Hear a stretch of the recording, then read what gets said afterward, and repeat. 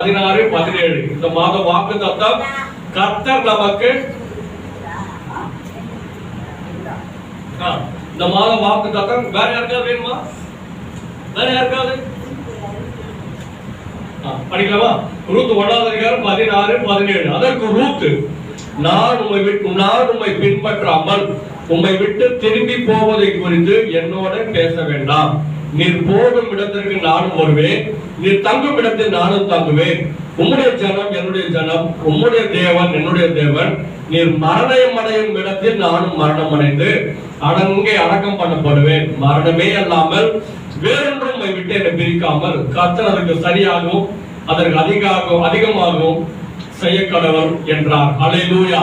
Bethlehem ஊர்ல, இஸ்ரவேல் தேசத்துல Bethlehem அப்படின்னா சாப்பாட்டின் வீடுன்னு அர்த்தம். அங்க பஞ்சமே இருக்க, எல்லாம் நிறைவா இருக்கிற அப்பத்தின் வீடு, சாப்பாட்டின் வீடு. இப்ப அந்த இடத்துல கொஞ்சம் பஞ்சம் வந்த உடனே இந்த நகோமி அம்மா என்ன பண்றாங்க, குடும்பத்தெல்லாம் கூட்டிட்டு மோவாப் தேசத்து துஷ்ட தெய்வத்தை வணங்குற, நிறைய தவறான ஆராதனைகள் நடக்கிற அந்த இடத்துல போயிட்டு யாரு கணவர் எல்லாம் கூட்டு போயிடுறாங்க. போன இடத்துல கணவர் இறந்து போன உடனே அவங்க 2 பசங்களுக்கு அங்க இருக்கிற துஷ்ட தெய்வத்தை வணங்குற பொண்ணுங்களே கல்யாணம் பண்ணி வைக்கிறாங்க. அங்க போன கொஞ்ச நாள்ல பசங்க 2 பசங்களும் இறந்துடுறாங்க.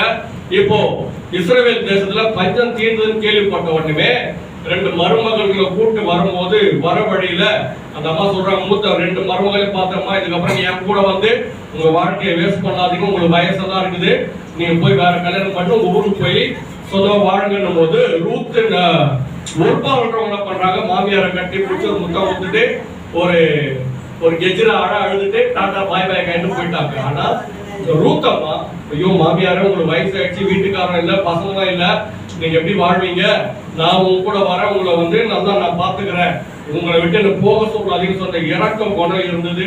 அவங்க வாழ்க்கையில ஆசீர்வாதமா அந்த அம்மாவோடு இருந்தாங்க.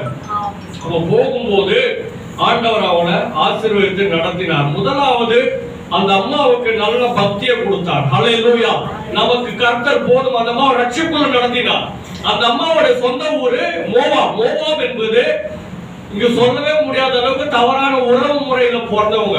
அந்த ஊர் மக்கள்னா ரொம்ப தவறான உறவு முறை. அங்க வந்து பெரிய கீழ்த்தரமான காரியங்கள் இருக்கும். 2 துஷ்டத்தை பாகால வணங்குவாங்க, அஸ்தரோத்தை வணங்குவாங்க, அங்க எல்லாம் தவறான காரியங்கள் நடக்கும். அந்த இடத்துல பிறந்து வளர்ந்து பரம்பரையா இருந்தவங்க. கர்த்தர்னா யாருன்னு தெரியாது, கர்த்தர் தான் தெய்வம், உண்மையான தெய்வம் புரிந்து கொள்ளாதவங்க. ஆனா அவங்க ஆண்டவருக்கு வாழ்க்கையை ஒப்பு கொடுத்த போது ஆண்டவர் அந்த அம்மாவை ஆசீர்வதித்து அந்த உண்மையான தெய்வம் அந்த அம்மாவை ரட்சிப்புடன் நடத்தினார். ஹல்லேலூயா. அந்த அம்மா வெறும் மாமியாருக்காக மட்டும் இல்ல, அவங்க யார் மேல சத்தியம் பண்றாங்க, கர்த்தர் மேல சத்தியம் பண்றாங்க. சத்தியம் பண்ற அளவுக்கு ஆயிட்டாங்க. அப்ப உண்மையான தெய்வம் தான் அப்படின்னு புரிஞ்சுக்கலன்னா அந்த சத்தியம் பண்ற வாழ்க்கையெல்லாம் வராது. உன் தெய்வம் என் தெய்வம். 4000 வருஷத்துக்கு முன்னாடி ஒவ்வொரு நாட்டுக்கும் அவங்க எல்லாருடைய இது என்னன்னா, உன் நாட்டுக்கு ஒரு தெய்வம், என் நாட்டுக்கு ஒரு தெய்வம். இப்போ மோவாப்னா மோவாப்க்கு யாரு, பாகால் தெய்வம். இஸ்ரவேல்னா கர்த்தர் தெய்வம். உன் ஊருக்கு உன் தெய்வத்தை நீ வச்சுக்கோ, என் தெய்வத்தை நான் வச்சுக்கிறேன். இப்படித்தான் வந்து அந்த முறை இருக்கும். ஆனா இந்த அம்மா மோவாப் தேசத்துல இருந்து அந்த மாதிரி சொல்றாங்க, உன் தெய்வம் என் தெய்வம், கர்த்தர் தான் என் தெய்வம் ஏத்துக்கிறாங்க, கர்த்தர் மேல சத்தியம் பண்றாங்க. அப்ப அவங்க வாழ்க்கை முறைனா அந்த கர்த்தர் தான் உண்மையான தெய்வம் என்கிற அந்த ரட்சிப்பு வந்துச்சு. அல்லேலூயா. என் வாழ்க்கையில நான் பாரம்பரிய கிறிஸ்தவர்கள், உலகத்திலே மத்த யாரை வேணா மன திரும்ப வச்சிடலாம், இந்த கிறிஸ்தவ மதத்துக்காரங்களை மாத்திரம் ரொம்ப கஷ்டம். ஏன்னா அவங்க என்ன சொல்லுவாங்க, நீங்க எல்லாம் நேத்து முளைச்ச காலம், எங்க ஃபாதர் என்னன்னா எவ்வளோ 10 வருஷம் 15 வருஷம் படிக்கிறாரு, நீங்க சும்மா பைபிள் எடுத்தவங்க தண்டல் கறி எடுத்தவங்க தண்டல்கார மாதிரி நீங்க எல்லாம் என்ன, நீங்க பாஸ்டர் நீங்க பாட்டு ஏதோ பண்றீங்க அப்படின்னு சொல்லி நம்மளால என்ன பண்ணுவோம், புறதான் பேசுவாங்க. அவங்கள திருத்தத்துல ரொம்ப கஷ்டம். ஆனா கர்த்தாதி கர்த்தர் அப்படியேப்பட்ட குரூப்ல இருந்த கர்த்தர் என்னதான் ஆண்டவர் மனம் திரும்படி செய்தார். ஹல்லேலூயா. வாழ்க்கையில சின்ன வயசுல ரொம்ப பக்தி, நிறைய போய் அந்த மாறலாம் சொல்லுவேன், எல்லா காரியங்களும் பண்ணுவேன். ஆண்டவர் என்ன தயவா ரட்சித்து அந்த பொல்லாத மத சடங்குகள் இருந்து என்னை விடுதலை ஆக்கினார். ஆண்டவர் இன்னைக்கு ஆசீர்வாதமா பைபிள் எல்லாம் முடிச்சு ஊழியம் பண்ணும்படி கர்த்தர் வச்சிருக்கிறார். ஆண்டவர் அப்படியே நம்ம ஊக்கமாவ அந்த பொல்லாத துஷ்ட ஆராதனையில் நம்ம வெளில கொண்டு வந்தா. அப்ப இயற்கையின்படி நடக்காத காரியம். ஆனா தேவாதி தேவன் நமக்கு தேவையான கிருபையை கொடுத்த ஒரு வார்த்தையுடைய மகத்துவத்தை அறிந்து அதை செய்யும்படி ஆண்டவர் செய்தார். தானியேல் 9:2 வாசிப்போம். தானியேல் 9:2 தானியேல் ஆகிய நான் எருசலேமின் பாழ்கடிப்புகள் நிறைவேறித்தீர 70 வருஷம் செல்லும் என்று கர்த்தர் எரேமியா தீர்க்கதரிசியோடு சொல்லிய வருஷங்களின் தொகையை புஸ்தகங்களால் அறிந்து கொண்டேன். இஸ்ரவேல் ஜனங்கள்லாம் பாபிலோனுக்கு அடிமையா போன போது அங்க இருக்கிற லட்சக்கணக்கான மக்கள் தான் கதறிட்டு அழுதுட்டு அவமானத்துல நிந்தையில வழியில கதறிட்டு இருந்த போது தானியேல் மட்டும் தைரியமா இருந்தார். காரணம் என்ன? 70 வருஷம் தான் இந்த அடிமத்தனம் இருக்கும். 70 வருஷத்துக்கு அப்புறம் கர்த்தர் நம்மளை விடுதலை ஆக்கிடுவாரு, நம்ம சொந்த ஊருக்கு போயிடுவோம் தெளிவு வந்தது. ஏன் வந்துச்சு? பைபிள் படிக்கும் போது அந்த ரட்சிப்பு, அந்த வேத வசனம், வேத அறிவு, ஆண்டவர் வேதத்தை படிக்கும் போது ஆண்டவரோடு கூட பேசினதுனால அந்த தெளிவு வந்தது. அப்ப வேதத்தை நீங்களும் நானும் வாசிக்கிற வாழ்க்கை இருந்ததுன்னா தேவையில்லாத கலக்கங்கள் கவலைகள் வாழ்க்கையில மேற்கொள்ள முடியாது. ஹல்லேலூயா. அந்த ஊர்ல இருக்க எல்லாரும் கதைட்டு இருந்த போது ஐயோ மறுபடியும் நம்மளுக்கு எப்ப விடுதலை வரும், நம்ம வாழ்க்கை எப்ப மாற்றப்படும், நம்ம எப்ப சொந்த ஊருக்கெல்லாம் போவோம், இது பண்ணி நடக்கவே நடக்காதுன்னு சொல்லி உடஞ்சி போய் சோர்ந்து போயிருந்த போது தானியேல் ஒருத்தருக்கு மட்டும் தான் தெளிவு இருந்தது. வேதத்தை அறிந்த போது அவர் வேத வசனத்தை கொண்டு நம்மோடு கூட பேசும்போது அப்படி எல்லா கவலைகள் மாற்றப்படும், எல்லா பாரம்பரிய கட்டுகள் விடுதலையாகும், தேவனுக்கு பிரியமுள்ள சடங்காச்சாரங்களும் நம்ம தைரியமா விடுதலையாக்க செய்வார். அவர் நமக்கு போதுமான தெய்வம். ஹல்லேலூயா. சங்கீதம் 119:18 சொல்றது, உமது வேதத்தில் உள்ள அதிசயங்களை நான் பார்க்கும்படி என் கண்களை திறந்தருளும். வேத வசனத்தை புரிந்து வைக்க தேவன் நமக்கு போதுமானவர். இன்னைக்கு என்னன்னா, இன்னைக்கு என்ன வந்துச்சு? கீழ்த்தரமான உபதேசம் ரொம்ப பெருகிட்டே வருது. நீ எவ்வளவு திருநாளும் ஆண்டவனை ஆசீர்வதிப்பாரு, நீ விபச்சாரம் பண்ணா கூட ஆசீர்வதிப்பாருன்னு சொல்ற கீழ்த்தரமான மக்கள் பாஸ்டர்ஸ் எல்லாம் வந்துட்டா. இன்னைக்கு பாஸ்டர்னு சொல்லிக்கிட்டு சில பேர் நீங்க யூடியூப்லாம் பாத்துறீங்க, ஃபேஸ்புக்லாம் பாத்துறீங்களா? அவன் பேண்ட் ட்ரௌசர் போட்டு பேண்ட் இந்த ட்ரௌசர் கிழிஞ்சு இருக்குது, அவன் பாஸ்டர் தலையில கலர் அடிச்சுக்கிட்டு அசிங்கமா பேசிக்கிட்டு அசிங்கமா பிரசங்கத்துல அசிங்கம் பேசுறான். நம்மளுக்கு தப்பு தவறு ஏதோ சினிமா டைரக்டர் வந்துச்சுன்னா அவர் பதறோம், ஐயோ நம்ம சொல்லிட்டோமே. நம்ம கெட்ட வார்த்தையெல்லாம் கேஷுவலா பேசுறாங்க. நீங்களும் நானும் வாழ்ற இந்த நாட்கள் ரொம்ப கீழ்த்தரமான நாட்கள். ஹல்லேலூயா. அப்ப இந்த வசனத்தை அந்த மாதிரியான மட்டமானவங்கிட்ட போய் கேட்டக்கூடாது. இல்ல இன்னைக்கு ஆண்டவர் வசனம்னா என்ன சொல்றது? அவர் தான் ரொம்ப ஆழத்துல சொல்லுவாரு, அவர் தான் நிறைய சொல்லுவாரு. கூகுள் இன்னைக்கு என்ன சாட் ஜிபிடிலாம் வந்துடுது. ஒருத்தர் எனக்கு ஒரு அட்வைஸ் சொன்னாரு, பாஸ்டர் நீங்க வந்து ஒரு வசனத்தை நீங்க சாட் ஜிபிடில போட்டீங்கன்னா அதுவே உங்களுக்கு பிரசங்கத்தை கொடுத்துரும், நீங்க என்ன காப்பி பேஸ்ட் பண்ணி ஸ்டேட்டஸ்ல வச்சிருங்க. ஆண்டவரே சரி, படிக்கிறது விளக்கம் படிக்கிறது தப்பு கிடையாது. ஆனா நீங்களும் நானும் நம்ம வசனத்துக்கு ஆண்டவரை சார்ந்து இருக்கணும். ஹல்லேலூயா. எந்த மனுஷனையோ இன்ஸ்டாகிராமையோ ஃபேஸ்புக்கையோ யூடியூபையோ இல்ல, தேவா தேவனது நம்ம கேட்டா அவர் நமக்கு நல்ல வார்த்தைகள் சொல்லி நம்மை பொல்லாத தவறான காரியங்களில் விடுதலையாக்க அவர் போதுமான தெய்வம். ஹல்லேலூயா. இரண்டாவது, இந்த அம்மாவுக்கு கர்த்தர் நீ என்னை ஏத்துக்கிட்ட, உன் துஷ்ட தெய்வத்தை விட்டுட்டு கர்த்தராக என்னை ஏத்துக்கிட்ட, அதோட நீ என்ன பண்ணு அப்படியே வாழ்ந்துட்டு நாசமா போயிடுன்னு சொல்லி விட்டுறல. பைபிள் சொல்றது அந்த அம்மாவுக்கு ஆண்டவர் நல்ல திருமண வாழ்க்கையை கொடுத்தார். ரூத் 4:13 வாசிப்போம். போவாஸ் ரூத்தை விவாகம் பண்ணினான், அவள் அவனுக்கு மனைவியானால் அவன் அவனிடத்தில் பிரவேசித்த போது அவன் கர்ப்பம் தரித்து ஒரு ஆண் பிள்ளையை பெற கர்த்தர் அனுகிரகம் பண்ணினார். ஹல்லேலூயா. ஆண்டவர் இந்த அம்மா இஸ்ரவேல் தேசம் கொண்டு வந்துட்டு இந்த மாதிரி கடைசி வரைக்கும் உங்க மாமியாரையே பார்த்துட்டு உங்க மாமியாருக்கே என்ன பண்ண எல்லா பணிவிடைலாம் செஞ்சுட்டு அப்படியே செத்து போயிட்டு விட்டுறல. அந்த ஊர்ல இருக்கிற பெரிய பணக்காரன் இந்த அம்மா கல்யாணம் பண்ணும்படி கர்த்தர் அனுகிரகம் பண்ணினார். ஹல்லேலூயா. நம்முடைய கர்த்தர் நம்முடைய தனிப்பட்ட வாழ்க்கைக்கு கரிசனையோடு இருக்கிறவர், நம்முடைய தனிப்பட்ட வாழ்க்கை மேல் அக்கறையோடு இருக்கிறவர். நம்ம எப்படியோ வாழ்ந்துட்டு போயிடணும்னு விரும்புறோம்ல, அந்த அம்மாவுக்கு அப்படியே வாழ்க்கை விட்டுருல. இருக்குது யாரு?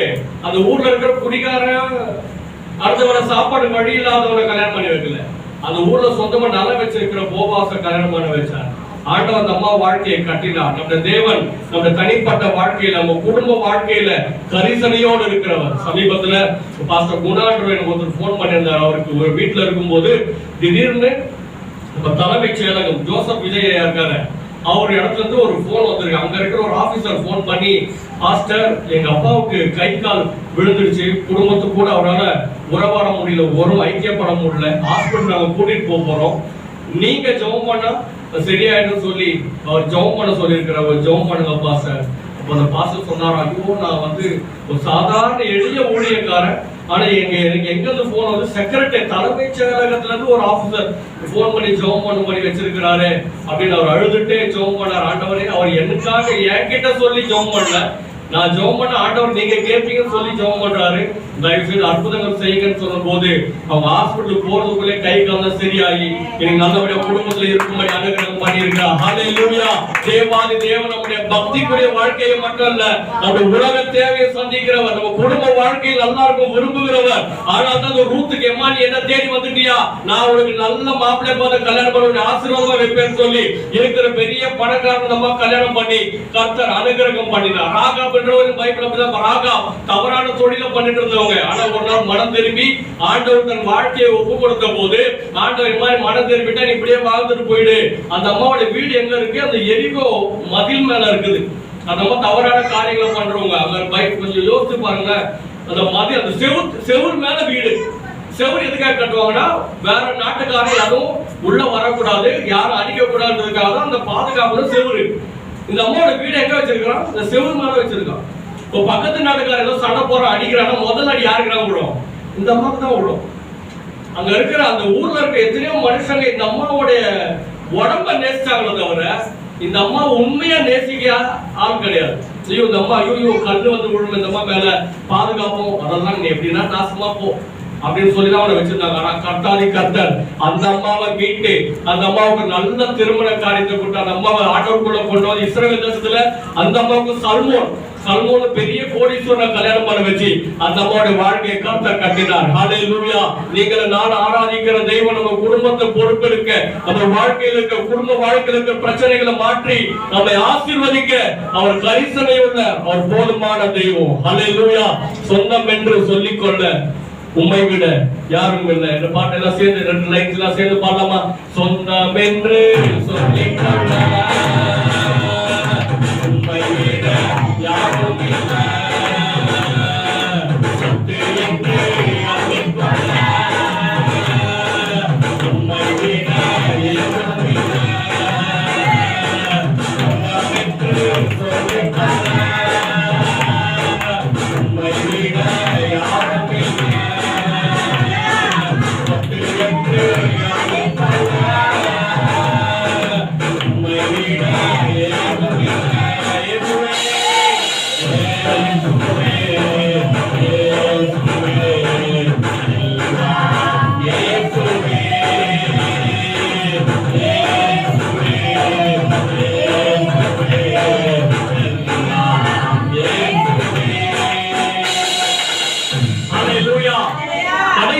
தேவன் அந்த அம்மாவை தன்னுடைய குடும்பத்தோடு சேர்த்து ரூத்த வீட்டுக்கார் இழந்த மோவாப் தேசத்துல துஷ்ட தெய்வத்தை வணங்கின அந்த அம்மாவை ஆண்டவர் இஸ்ரவேல் தேசத்துக்கு கொண்டு வந்து நல்ல கல்யாணம் பண்ணி வச்சது மட்டுமல்ல, அந்த ஏசப்பாவுடைய பரம்பரையிலே அவர் சேர்த்து கொண்டார். மத்தேயு 1வது அதிகாரம் 1வது வசனம் 5வது வசனம் நான் வாசிக்கிறேன். மத்தேயு 1:1-5.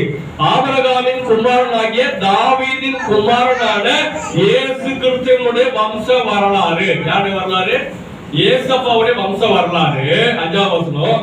சல்மோன் போவாசை ராகாவினிடத்தில் பெற்றான், போவாஸ் ஓபேத்தை ரூத்தினிடத்தில் பெற்றான், ஓபேத் ஈசாயை பெற்றான். ஏசப்பாவுடைய பரம்பரை இந்த ரூத் அம்மாவை கொண்டு வந்து வச்சிட்டாரு. ஹல்லேலூயா. தேவாதி தேவன் நம்மள 10-11 இல்ல, அவருடைய குடும்பத்தாரா நம்ம இணைக்கிறவர். நம்மளுக்கு ஒருவேளை அப்பா இல்லாம இருக்கலாம், அம்மா இல்லாம இருக்கலாம், பைபிள் சொல்ற அவர் நமக்கு தகப்பனா இருக்கிறார், அவரோட தாயினுடைய ஸ்தானத்துல இருக்கிறார். ஒருவேளை நமக்கு ஒரு அண்ணன் இல்லாம ஒரு அண்ணன் இல்லாம இருக்கலாம், பைபிள் எபிரேய புத்தகம் சொல்லுது அவருடைய மூத்த சகோதரன். நமக்கு ஒரு மூத்த அண்ணன் இருக்கிறார். எப்படி ஒரு தங்கச்சி ஒரு பிரச்சனைனா ஒரு என்ன சொல்றது, அது அண்ணன் ஏதோ தங்கச்சி வீட்டுக்கார அடிச்சிட்டாரு, திட்டாரு, நல்ல என்னன்னா அண்ணன் தம்பி இருக்கிற குடும்பத்தை கல்யாணம் பண்ணிடலாம். அவங்க எல்லாம் வந்து சண்டை போட்டு அடிச்சு பிறகு கூட டீ குடிக்க கூட்டு போயிடுவாங்க, முடிஞ்சிடும். இந்த அக்காங்க கூட போறதா வந்து அழுதே வீட கழுவி விட்டுருவாங்க. இப்படி எல்லாம் நடக்கும். ஆண்டவர் நம்ம ஒரு நல்ல மூத்த அண்ணனா, எப்படி ஒரு தங்கச்சி ஒரு பிரச்சனைனா அண்ணன் வந்து கேட்பாரு, என் தங்கச்சி மேல எப்படி நான் கை வைப்பேன்னு சொல்லி. அந்த மாதிரி நமக்கு ஒரு மூத்த சகோதரன் இருக்கிறார். ஹல்லேலூயா. அந்த ரூத் அம்மாவை ஆண்டவர் இயற்கையின்படி நடக்க 4000 வருஷத்துக்கு முன்னாடி 2026 இன்னைக்கே சொல்றேன், யாரோ ஒரு அம்மாவோட வீட்டுக்கார இறந்துட்டான்னு வச்சுப்போம், அவங்க 2வது கல்யாணம் பண்ணி வைக்கிறதா எவ்வளவு வந்து போனா அது வந்து அப்படியே கடைசி வரைக்கும் இருந்து நாசமா போயிடு. அதுவும் நம்ம இந்தியாவில் ஒரு முறை இருந்தது தெரியுமா?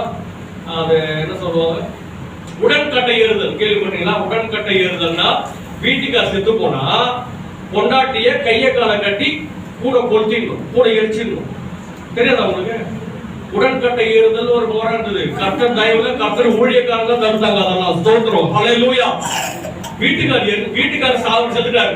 அவரை எரிக்கும் போது கூட என்ன பண்ணிடணும், பொண்டாட்டியும் சேர்த்து உயிரோட கொளுத்தி சாவடிச்சிடணும்.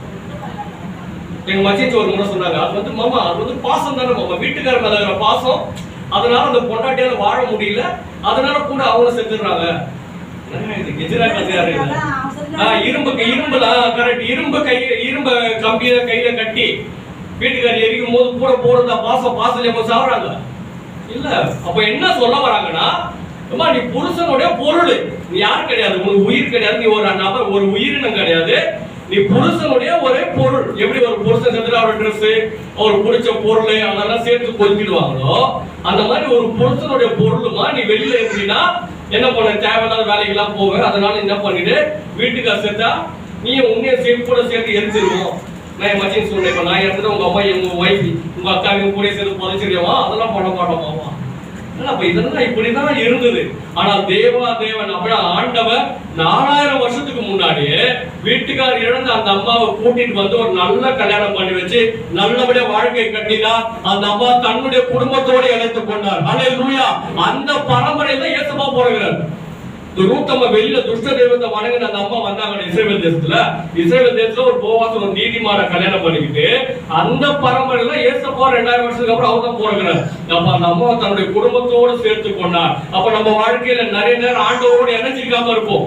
எபேசு சபையை நீங்க பாத்தீங்கன்னா, எபேசு சபை அவனுக்கு நிறைய ஜாதி பாகுபாடு தான் இருக்குது. நீ உயர்ந்தவன், நான் தாழ்ந்தவன், எனக்கு அறிவு இருக்குது, உனக்கு அறிவு இல்ல, நான் படிச்சிருக்கிறேன், நீ படிக்கல, எனக்கு அழகு இருக்குது, உனக்கு இல்ல, உனக்கு எனக்கு திறமை இருக்குது இல்ல, அப்படின்னு ஒரு சர்ச்சுக்குள்ளதான் இருக்கிறான்.